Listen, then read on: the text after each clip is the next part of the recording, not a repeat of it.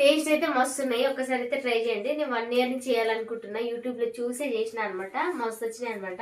ఇంక ఇవి చేసి ఓపిక లేక మళ్ళీ ఇవి చేసిన అనమాట. కొంచెం పిండి మిగిలితే ఇట్లా పకోడీ లాగా వచ్చింది, ఆనియన్ పకోడీ. టేస్ట్ మాత్రం సూపర్ అనమాట. కొంచెం సప్పసప్పగా బాగున్నాయి పిల్లలు తినడానికి. ఒకసారి ట్రై చేయండి.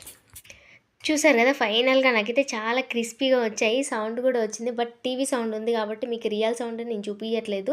నేను చూసి చేసిన రెసిపీనే కానీ నేను డిఫరెంట్ వేలో చేసిన అనమాట. ఆ డిఫరెంట్ వే ఏందో చెప్తాను నీకు. చూసారు కదా, ఇవి చూస్తే మనకి చక్కెర పాకంలో తీసిన రింగ్స్ లాగా ఉన్నాయి కదా. నాకైతే అదే గుర్తొచ్చింది. మీకు ఎవరికైనా గుర్తొచ్చిందా? చిన్నప్పుడు రూపాయికి పావులకి అలా కొనుక్కొని తిన్నాం కదా. సో దానికి కావాల్సింది ఫస్ట్ అయితే ఆనియన్స్ కట్ చేసేటప్పుడు ఫస్ట్ లాస్ట్ కట్ చేసి మీడియంలో కట్ చేస్తే రింగ్స్ మంచిగా వస్తాయి.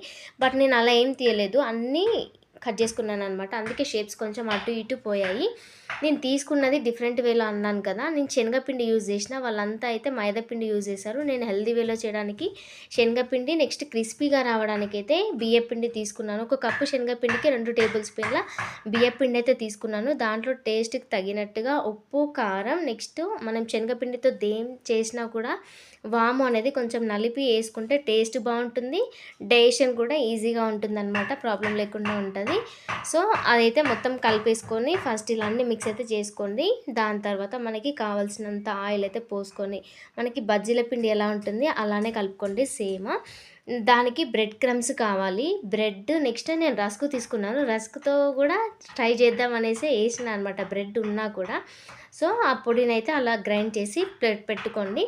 నెక్స్ట్ మనము ఆనియన్స్ని కట్ చేసుకున్న రింగ్స్ ఉన్నాయి కదా, ఫస్ట్ ఆ రింగ్స్ని కలిపిన పిండిలో ఇలా డిప్ చేయండి మంచిగా. నిజంగా ఈ ఫోక్ స్పూన్తో చేస్తేనే మంచిగా వస్తున్నాయి, వేరే స్పూన్ అయితే అతుక్కుపోయి మళ్ళీ రింగ్ అనేది కనిపిస్తుంది, అంటే ఆనియన్ అనేది కనిపిస్తుంది అనమాట.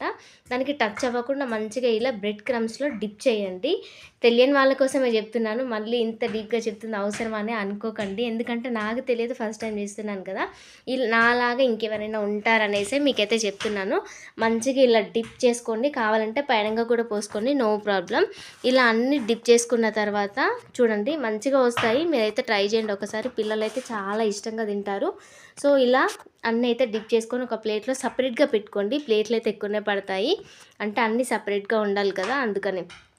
చూసారు కదా, నేనైతే అన్నీ ఇలా స్ప్రెడ్ చేసి పెట్టుకున్నాను. ప్లేట్లోనే మంచిగా అయితే పెట్టుకొని మీకు చూపించడానికి ఇలా పెట్టుకున్నాను నేను సపరేట్. ఇంకా ఫైనల్గా అయితే డీప్ ఫ్రై కోసం కావాల్సినంత ఆయిల్ అయితే పోసుకోండి, నిండుగా పోసుకోకండి. దాని తర్వాత ఆయిల్ హీట్ అయిన తర్వాత ఒక్కొక్కటిగా వేసుకోండి, నిండుగా ఒకదానిపైన ఒకటైతే వేసుకోండి, ఎందుకంటే మనం పట్టించిన పొడి మొత్తం పోతుందన్నమాట. మంచిగా కలర్ వచ్చే వరకు అయితే కలుపుకొని వేయించుకొని తీసేసుకోండి, చాలా క్రిస్పీగా వస్తాయి. ఖచ్చితంగా ఒకసారి అయితే ట్రై చేయండి, చాలా ఇష్టంగా తింటారు. మీకు కానీ నేను చేసిన ఈ రెసిపీ నచ్చితే ఖచ్చితంగా ఒక లైక్ ఇచ్చి ఛానల్ని సబ్స్క్రైబ్ చేసుకొని సపోర్ట్ చేయండి. మీరు ఇచ్చే ఒక లైక్, మీరు చేసే సపోర్ట్ నాకు చాలా యూస్ఫుల్గా ఉంటుందన్నమాట, వేరే వాళ్ళకు కూడా యూజ్ అవుతుంది. సో సపోర్ట్ చేయడం మర్చిపోకండి.